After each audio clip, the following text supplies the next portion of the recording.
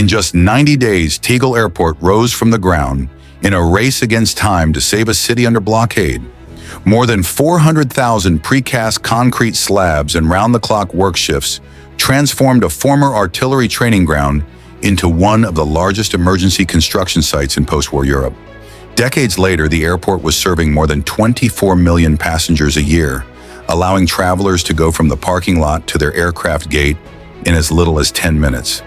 Yet today, this engineering masterpiece is slowly fading into history. The runways that once handled constant traffic have fallen silent.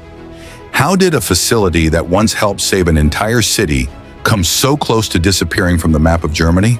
Today, join Mandarin Tech as we explore the story of Tegel, an airport born from crisis, shaped by the Cold War, and now entering the largest transformation in its history.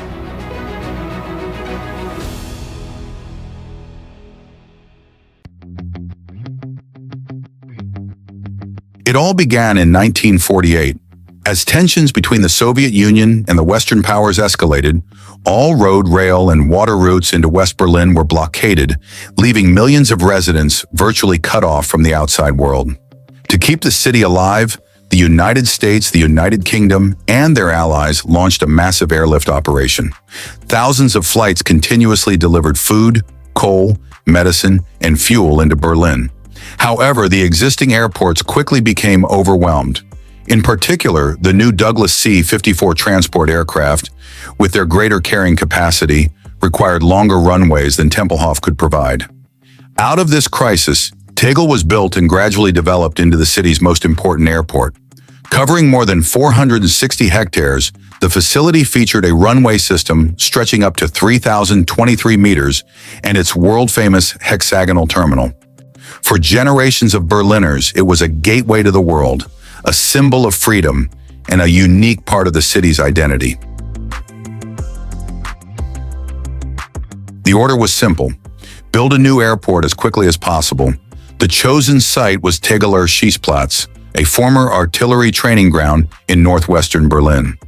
However, the area was filled with old military structures, artillery pits, obstacles, and large amounts of wartime debris left behind after the war. Construction began almost immediately. More than 19,000 Berliners joined the project, including construction workers, students, office employees, and people who had only recently lived through the war. They worked around the clock in continuous shifts.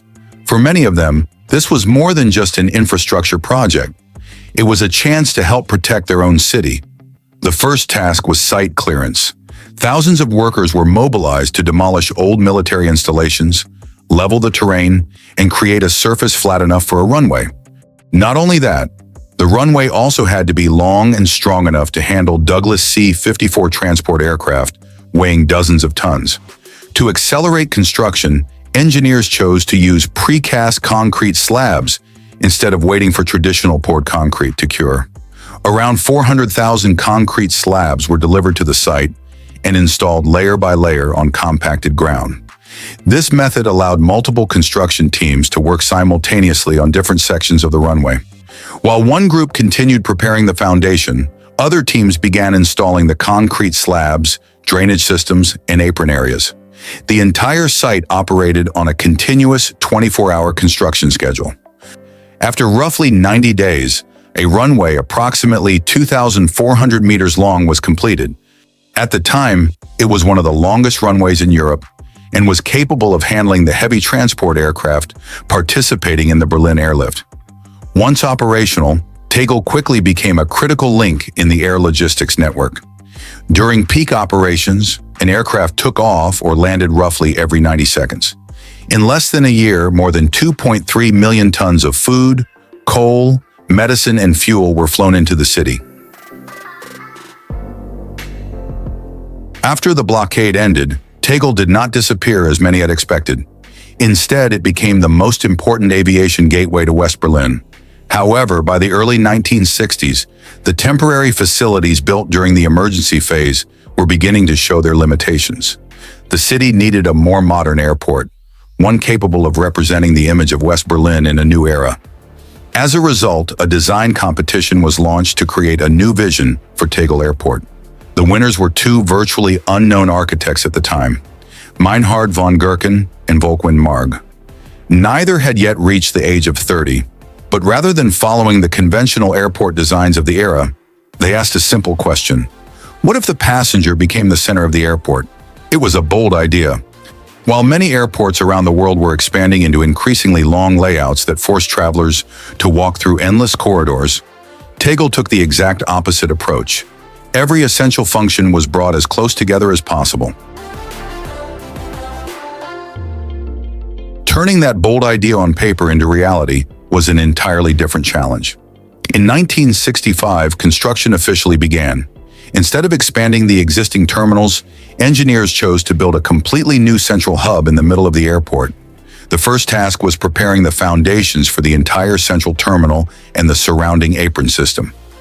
Thousands of cubic meters of earth were excavated, filled, and leveled to create a site large enough for a polygon-shaped structure. Once the foundations were completed, the reinforced concrete framework began rising from the ground. Rather than constructing long linear terminal buildings, engineers had to build 6 wings extending outward from a central core. This required an extremely high level of precision, as even a small deviation in one wing could affect the geometry of the entire structure.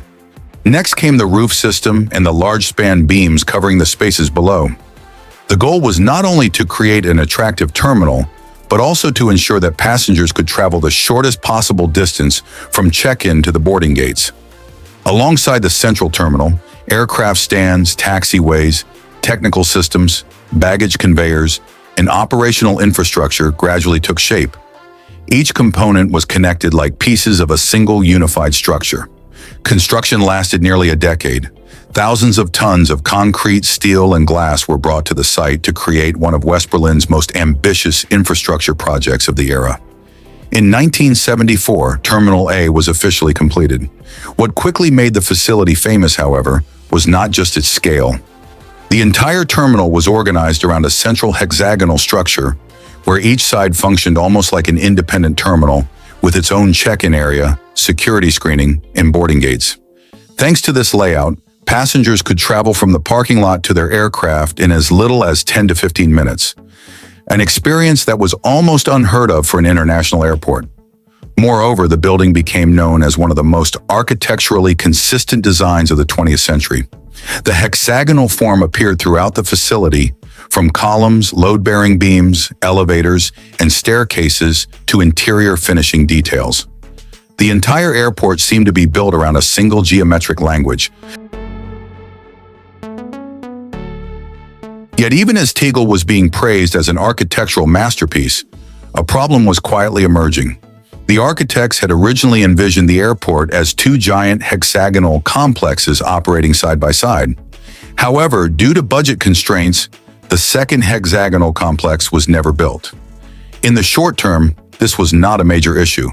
But as passenger traffic began to grow rapidly over the following decades, Tegel gradually reached its limits. With no room to expand in the way the architects had originally planned, the airport was forced to add new terminals around the original structure. Terminals B, C, D, and later E were built one after another. They solved the capacity problem, but at the cost of the very feature that had made Tegel unique.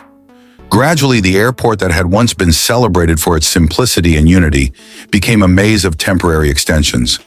What made Tegel special, however, was not just its architecture. Throughout much of the Cold War, it was one of the most unusual airports in the world. Under agreements established after World War II, only airlines from the United States, the United Kingdom, and France were allowed to operate civilian flights to and from West Berlin. Although the airport was located on German territory, German airlines themselves were not permitted to operate there. This unique arrangement turned Tegel into a distinctive symbol of West Berlin. It was not only the city's gateway to the outside world, but also a reflection of Germany's division and the long-running confrontation between the Eastern and Western blocs for decades. By the early 21st century, Tegel was increasingly struggling to meet modern requirements for security, operations, and commercial services. Retail space was limited, the duty-free area was small, and the terminal system had become increasingly complex after years of piecemeal expansion. Meanwhile, Berlin had placed its hopes on the new Berlin-Brandenburg Airport. However, the project suffered repeated problems involving design flaws, fire safety systems, and cost overruns, delaying its opening by nearly a decade. As a result, Tegel was forced to remain in operation much longer than originally planned. Even so, Tegel continued to enjoy strong support from Berlin residents. In 2017, the city held a referendum on the airport's future. Around 56% of voters chose to keep Tegel operating, representing nearly 1 million votes in favor. After multiple delays, Tegel welcomed its final commercial flight in November 2020, bringing more than 7 decades of aviation history to a close. It seemed like the end. In reality, however, it marked the beginning of a completely different mission. Starting in 2022, the runways that had once served millions of passengers became covered with temporary housing facilities. Over the next 4 years, more than 110,000 refugees from 99 countries passed through the site, turning Tegel into the largest refugee reception center in Germany. As plans to redevelop Tegel began to move forward, an unexpected challenge emerged beneath the ground. Before becoming an airport, the site had served as an artillery training range for the Prussian army and later for the German military for many decades.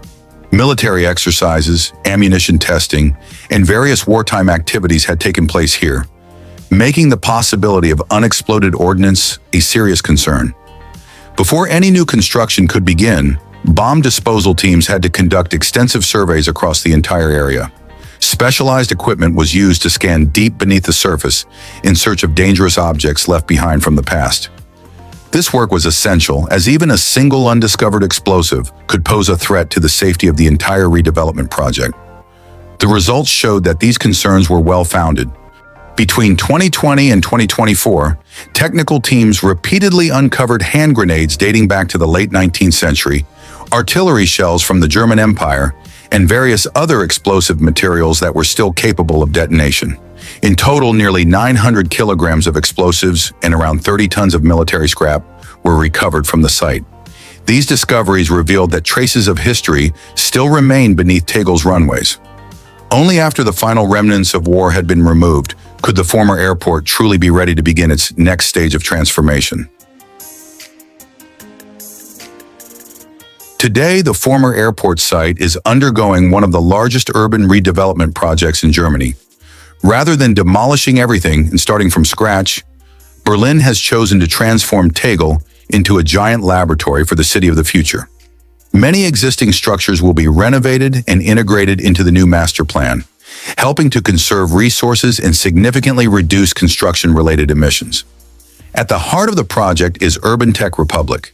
It will bring together universities, research institutes, startups, and technology companies working in fields such as clean energy, water management, material recycling, and sustainable urban infrastructure. Adjacent to it is Schumacher Quartier, a new residential district featuring around 5,000 apartments for nearly 10,000 residents. The entire area is being developed according to the Sponge City concept, allowing rainwater to infiltrate, be stored, and reused within the urban environment, rather than being rapidly directed into drainage systems as in traditional city planning. A significant portion of the airport site will also remain untouched. More than 200 hectares of grassland and natural space will be preserved as an ecological corridor in the heart of Berlin. When completed, Tegel will no longer be an aviation hub. Instead, it will become a testing ground for technologies, planning models, and urban development solutions that could help shape the cities of the 21st century.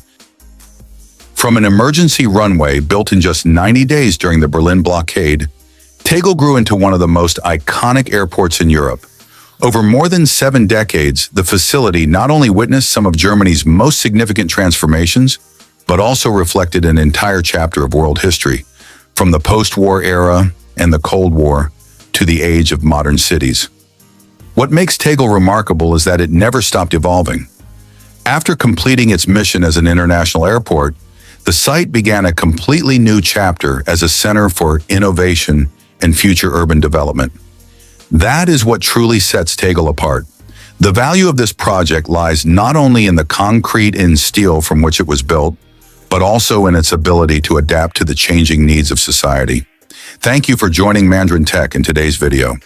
We look forward to seeing you again in future stories about fascinating engineering and infrastructure projects around the world.